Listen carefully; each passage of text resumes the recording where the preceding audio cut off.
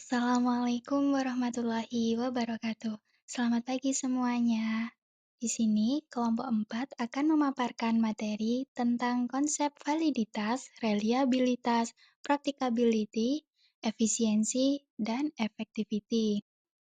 Sebelum memulai pemaparan materi, izinkan saya, Sesi Sasmita, untuk memperkenalkan anggota kelompok 4. Yang pertama ada Abidah Alia Azayumna, yang kedua ada Elvira Anmi Khairani, dan yang ketiga ada Sesi Sasmita. Adapun tujuan dari pemaparan materi ini yaitu yang pertama, memahami konsep validitas, reliabilitas, practicability, efisiensi, dan effectivity dalam konteks evaluasi. Yang kedua, menganalisis pentingnya masing-masing konsep dalam menentukan kualitas instrumen penilaian. Dan yang ketiga, memberikan gambaran penerapan konsep-konsep tersebut dalam praktik pendidikan. Memasuki pemaparan materi yang pertama. Apa itu validitas? Validitas adalah tingkat ketepatan antara alat ukur atau instrumen dengan konsep yang ingin diukur. Sebuah data atau informasi dapat dikatakan valid apabila sesuai dengan keadaan sesungguhnya. Sebagai contoh, informasi tentang seorang bernama A menyebutkan bahwa si A pendek karena tingginya tidak lebih dari 140 cm. Data tentang A ini dikatakan valid apabila memang sesuai dengan kenyataan, yakni bahwa tinggi A kurang dari 140 cm. Jadi, kalau kita membuat soal atau angket, kita harus memastikan bahwa instrumennya memang sesuai dengan tujuan penilaiannya. Sebagai contoh, jika ingin mengukur kemampuan membaca, maka instrumennya harus benar-benar mengarah pada aspek membaca, bukan aspek lain. Terdapat berbagai jenis validitas yang memiliki pendekatan dan fokus yang berbeda-beda, tergantung pada tujuan pengukuran yang dilakukan. Yang pertama, ada validitas logis. Validitas logis merupakan bentuk validitas yang diperoleh melalui penalaran logis berdasarkan teori dan aturan dalam penyusunan instrumen. Instrumen dikatakan memiliki validitas logis apabila dirancang dengan baik sesuai dengan teori dan aturan yang benar. Validitas logis memiliki dua macam. Yang pertama ada validitas isi. Validitas isi atau content validity menunjukkan sejauh mana suatu tes benar-benar mengukur materi yang sesuai dengan tujuan pembelajaran yang telah ditetapkan dalam kurikulum. Sebagai contoh, seorang guru kelas 4 SD akan membuat soal ulangan harian mata pelajaran IPA dengan topik daur air. Guru terlebih dahulu mengacu pada kompetensi dasar dan tujuan pembelajaran dalam kurikulum.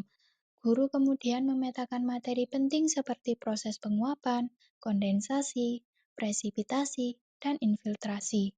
Dari hasil pemetaan tersebut, guru menyusun soal yang mencakup semua konsep tersebut secara seimbang. Guru juga memastikan tidak ada soal yang keluar dari cakupan materi yang telah diajarkan. Yang kedua ada validitas konstruk atau construct validity. Validitas konstruk mengacu pada sejauh mana butir soal dalam tes mampu mengukur aspek-aspek berpikir yang sesuai dengan indikator pembelajaran. Misalnya, jika dalam indikator pembelajaran disebutkan bahwa siswa harus mampu membandingkan dua konsep, maka soal yang diberikan seharusnya benar-benar meminta siswa untuk melakukan perbandingan, bukan sekedar menjelaskan definisinya. Ini menunjukkan bahwa soal sudah sesuai dengan konstruk yang dituju. Jenis validitas yang kedua ada validitas empiris.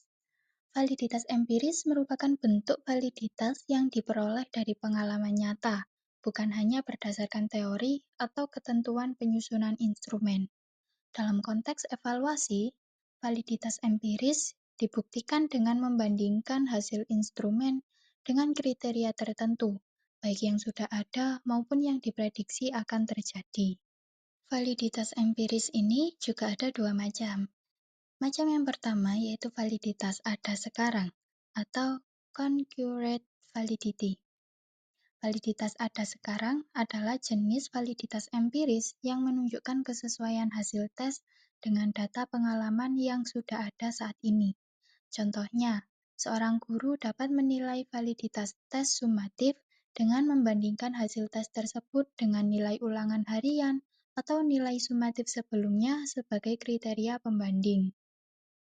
Macam yang kedua, ada validitas prediksi atau predictive validity. Adalah kemampuan sebuah tes untuk meramalkan hasil atau kejadian di masa depan. Tes dikatakan memiliki validitas prediksi jika hasilnya dapat memprediksi keberhasilan seseorang dalam situasi yang akan datang. Contohnya, saat kita tes masuk perguruan tinggi. Dengan adanya tes masuk perguruan tinggi, diharapkan universitas dapat memprediksi kemampuan calon mahasiswa dalam mengikuti perkuliahan. Jika nilai tes tinggi, diharapkan keberhasilan kuliah juga tinggi, dan sebaliknya. Materi yang kedua ada reliabilitas.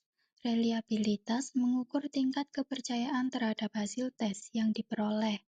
Tes dikatakan reliable jika menghasilkan hasil yang konsisten saat digunakan berulang kali. Konsistensi di sini berarti posisi atau peringkat peserta dalam kelompok tidak berubah, bukan hasil harus sama persis. Validitas dan reliabilitas adalah dua syarat utama bagi sebuah tes. Validitas menilai ketepatan hasil, sedangkan reliabilitas menilai ketetapan hasil. Tes yang valid biasanya juga reliable, tetapi tes yang reliable belum tentu valid. Reliabilitas penting agar hasil evaluasi dapat dipercaya dan tidak berubah-ubah dari waktu ke waktu.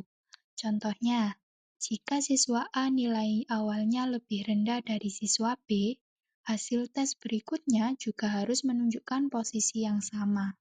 Selanjutnya, practicability. Practicability merujuk pada seberapa mudah dan praktis suatu alat atau prosedur evaluasi dapat dilaksanakan. Fokusnya adalah pada kemudahan operasional. Evaluasi yang praktis berarti mudah diadministrasikan, diinterpretasi, dan tidak memerlukan sumber daya yang berlebihan, baik dari segi waktu, tenaga, maupun biaya. Contoh, soal pilihan ganda yang dapat dikoreksi secara otomatis oleh mesin memiliki tingkat practicability yang tinggi dibandingkan dengan esai yang harus dikoreksi manual satu persatu oleh guru, terutama untuk kelas dengan jumlah siswa yang banyak. Selanjutnya ada efisiensi. Efisiensi dalam evaluasi pendidikan berhubungan dengan perbandingan antara input atau sumber daya yang digunakan dan output atau hasil yang dicapai. Tujuannya adalah untuk mencapai hasil evaluasi yang optimal dengan menggunakan sumber daya seperti waktu, tenaga, biaya, dan sarana. Contohnya, sebuah program evaluasi dianggap efisien jika mampu memberikan informasi yang akurat dan komprehensif tentang pencapaian siswa dengan biaya yang rendah dan waktu yang singkat. Yang terakhir ada effectivity. Effectivity atau efektivitas adalah ukuran sejauh mana suatu kegiatan atau usaha dapat mencapai tujuan yang telah direncanakan. Istilah ini berasal dari kata efektif, yang berarti berhasil atau membawa hasil. Efektivitas lebih menekankan pada hasil akhir, bukan sekedar prosesnya. Suatu kegiatan dikatakan efektif jika mampu memberikan dampak, perubahan, atau hasil yang sesuai dengan tujuan. Semakin banyak tujuan yang tercapai, semakin tinggi tingkat efektivitasnya. Berbeda dengan efisiensi yang fokus pada perbandingan antara input dan output, efektivitas lebih menekankan keberhasilan pencapaian hasil. Dari pembahasan mengenai konsep validitas, reliabilitas, practicability, efisiensi, dan effectivity dalam evaluasi pendidikan, dapat kita simpulkan bahwa kelima konsep tersebut saling berkaitan dan sangat penting dalam memastikan kualitas instrumen evaluasi. Validitas memastikan instrumen mampu mengukur aspek yang tepat sesuai tujuan, sedangkan reliabilitas menjamin konsistensi hasil pengukuran. Practicability menekankan kemudahan penggunaan instrumen, baik dari segi administrasi maupun koreksi. Efisiensi menilai sejauh mana sumber daya yang digunakan memberikan hasil optimal dengan biaya dan waktu yang minimal. Terakhir, effectivity menilai keberhasilan instrumen dalam mencapai tujuan evaluasi secara keseluruhan. Memperhatikan kelima aspek ini akan menghasilkan instrumen evaluasi yang tidak hanya akurat dan konsisten, tetapi juga praktis, hemat sumber daya, dan efektif dalam mencapai tujuan pendidikan. Tidak terasa, pemaparan materi sudah selesai. Semoga apa yang kita sampaikan dapat menambah wawasan dan bermanfaat bagi kita semua. Terima kasih telah mendengarkan presentasi dari kami. Kami memohon maaf apabila ada kesalahan baik disengaja maupun tidak disengaja. Terima kasih. Wassalamualaikum warahmatullahi wabarakatuh.